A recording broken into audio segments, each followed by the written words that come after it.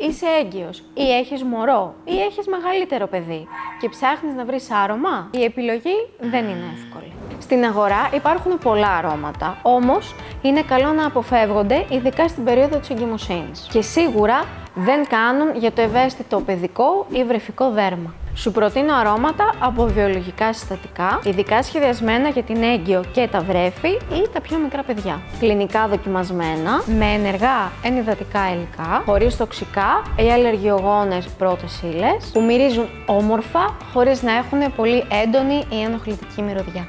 Το άρωμα της Sophie με το κεραμικό ή το μασιτικό, που έχει υπέροχο άρωμα πορτοκαλιού ή άνθη βανίλιας. Είναι δροσερά και βγάζουν μια αίσθηση καθαριότητας και τρυφερότητας.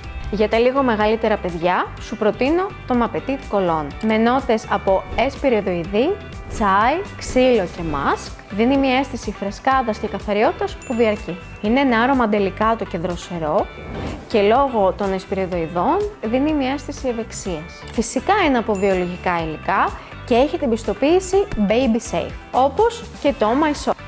Εδώ έχουμε ένα φρέσκο και ζουμερό άρωμα, με φρουτώδεις νότες κόκκινων φρούτων, μόσχο και βανίλια, που φέρνουν γλυκύτητα και άνεση, όπως τα γλυκά και οι καραμέλες που είναι τόσο δημοφιλείς στα παιδιά.